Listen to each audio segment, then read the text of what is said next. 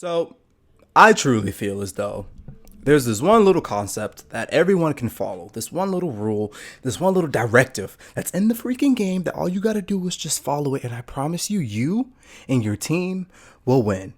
It's very small, but all you gotta do is push the payload. That's it.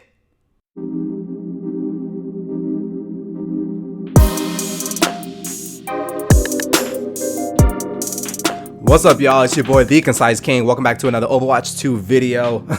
Sorry for my little intro there, that little outburst. I really needed that to come through. For today's video, first of all, thank y'all for tapping in. Thank y'all for tuning in. For today's video, I want to talk about the different heroes, the different roles, and how you should play them in Overwatch 2. And I'm going to link this all to how you, no matter the role, can contribute to your team. The huge reason for my outburst there at the top of the video is that honestly, y'all, it's the biggest mistake that I see so many players make, no matter the role, no matter the position. It's the fact that too many players, beginners, advanced, whatever you may be, are kill hungry and don't care to push the payload, and it results in you and your team taking the L at the end of the day, especially if someone's putting in so much work to push the payload. So we're gonna talk about these heroes, their roles. There's a lot of new players playing Overwatch 2 right now. There's a lot of new exciting updates in the game right now, a lot of fun game modes. So there absolutely is a lot of different ways to have fun and enjoy Overwatch 2. But in me making this video, I just think it's time to show the players the importance of the roles that they decide to play. If y'all do go on to enjoy today's video, do me a favor, y'all, drop a like on the video,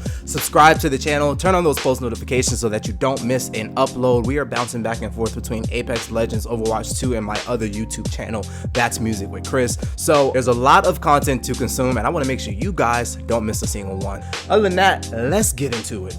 So first things first, Overwatch 2, there's about 3 different roles that you can choose to play from to support your heroes. Now, all of the players in the game are called heroes, guys, okay? Why? I don't know. They save each other, they do amazing things. Now, the first role I'm going to start with is the role that I'm most really good at.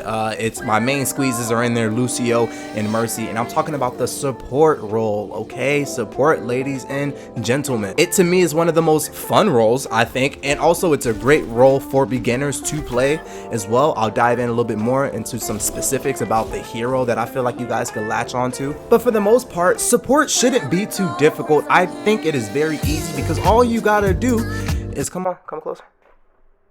A little closer. Okay, just a little closer. All you gotta do is heal. That's it.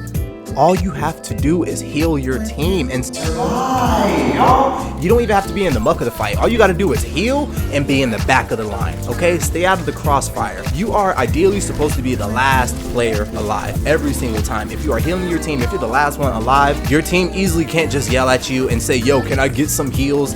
And now, most importantly, you have to stay alive, but really, what you need to do is stay close to your team.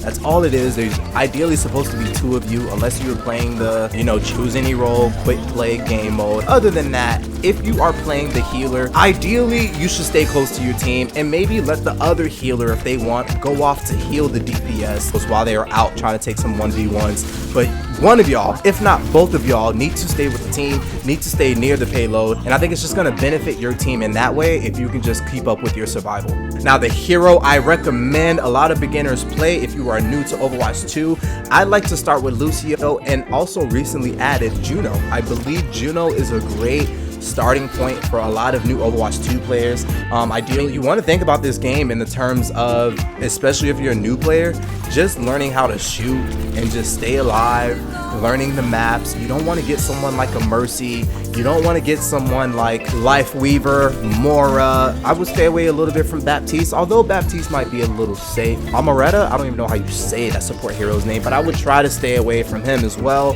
And take on Lucio, take on Juno. Now, the thing that you need to watch out for Juno is that she does have a slight little fly ability, and I'm recommending a Juno and or a Lucio because you want to stay close to the ground. Again, pick up on the mechanics of the game.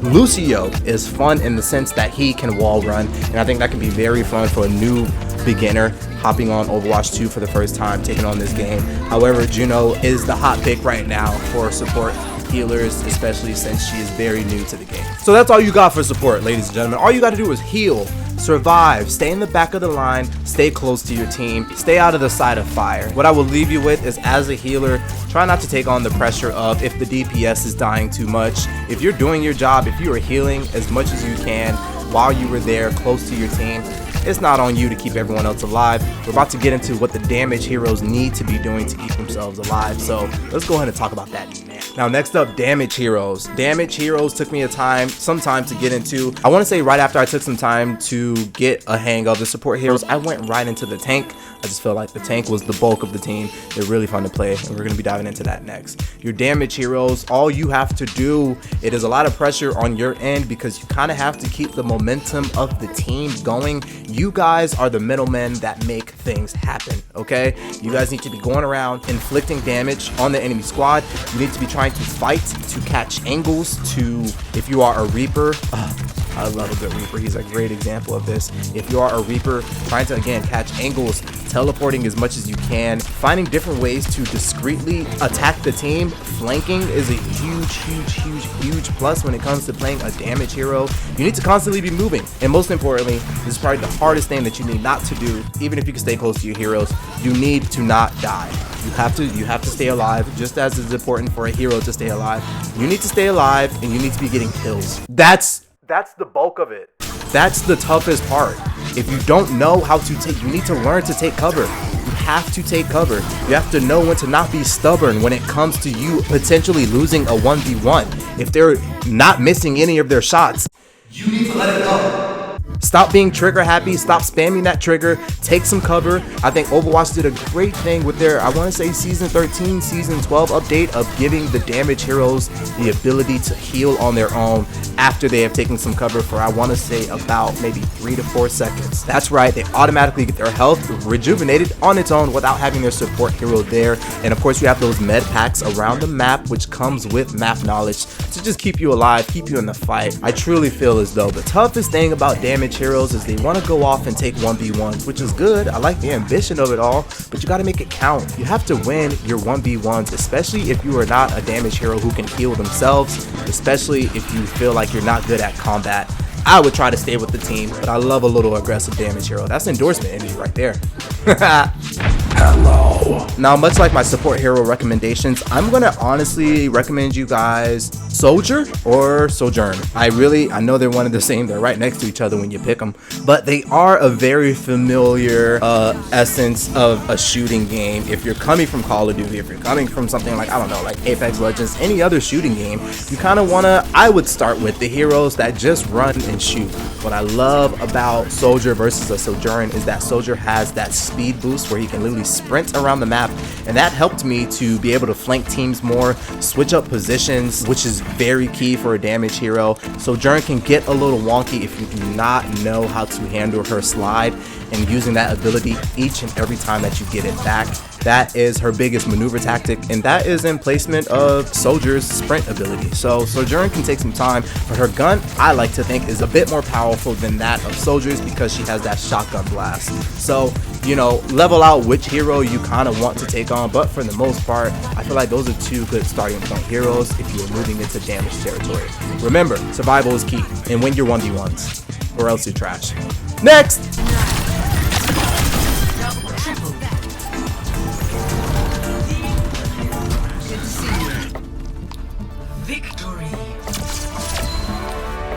Next and lastly, we have our tank heroes. This is the person that just lets you know if you guys are going to win the game from the top of the game or not, okay?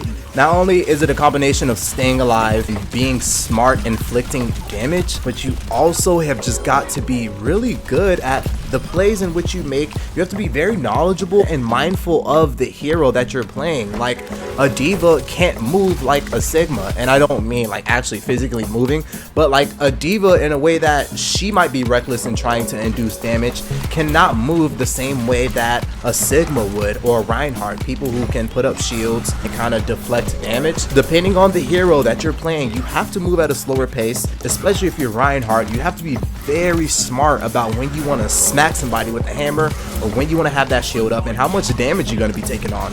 So tanks, they have a huge role, okay? They are the momentum of the team. This is why I started the top of my video the way that I did, because the tanks, if they're not pushing the payload, if they're not moving the objective forward, for for some reason, and not even for some reason, I know what it is, the tank is the leader. For some reason, everyone else won't push the payload. They will fight with the tank, or they will go off and they will take their own separate fights. And I truly feel like the influence of a tank is very strong on the team if the tank is not doing what they're supposed to be doing, which is that of getting kills, staying alive, pushing the payload. Now, what I do want to make very, very, very important. Listen, a lot of people are allowed to miss ultimates, okay? A lot of people are allowed to have moments where they don't show up with their ultimate that they worked really hard for. Sure, it might have taken them the entire game to get one ultimate, but that's okay. You know who's not allowed to mess up on an ultimate? Your tank. Yeah, your tank. Your tank. Your tank. They are not allowed to mess up under any circumstance, okay? Because if you're not a good tank, it's just gonna take you a long time to get that ultimate back, and ultimates are meant to be used. You are supposed to accumulate as many ultimates in a game as you can, which means you're supposed to be constantly shooting your gun, okay? So tanks, you can't miss that. You can't miss free throws, tanks. You just cannot. The tank's ultimates are too powerful to be doing so, and so there's a lot of pressure that comes with the tank, but it's gotta get done. And at the end of the day, leading the team can be very freaking fun because most of the times you're being protected. If you're doing your job as the tank, you're being protected by the DPS, and you're most certainly being protected with additional heals. You are the biggest priority, and it sucks when the priority isn't as good as they should be, or when they're not doing their job, because then the team gets discouraged, and it plays out like that all the time. Even if a damaged hero goes on to get 30 kills and still doesn't pull off the team a win, it's because it's not a one-person game at all whatsoever. It's really truly up to the tank to add that additional support for you. Now, before I do get out of here, I gotta recommend you guys the 2 tanks. Oh, this one was really hard that I think beginners would be really good at playing when they're first hopping into Overwatch 2. I would try taking on guys. Oh, this is gonna really suck.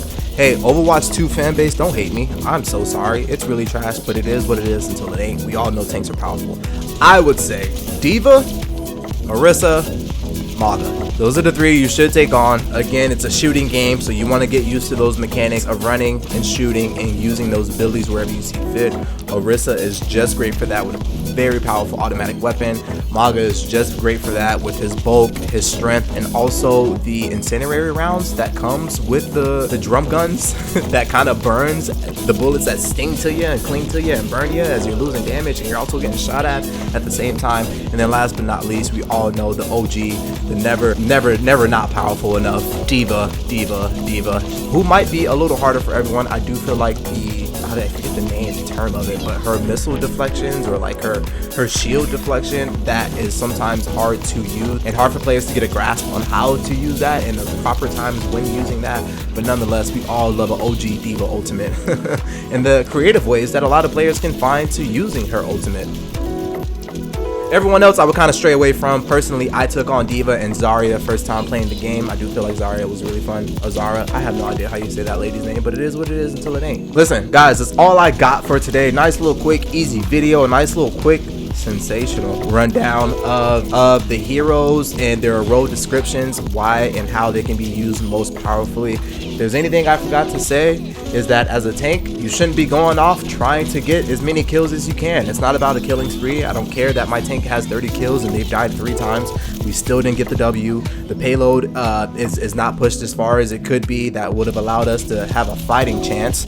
We didn't get it to the end objective. I don't care. Tanks should not be running off having 1v1. Stay close to your team. Get healed by your team. And honestly, just like put your feet up, bro. You're the tank. Everyone's here for you.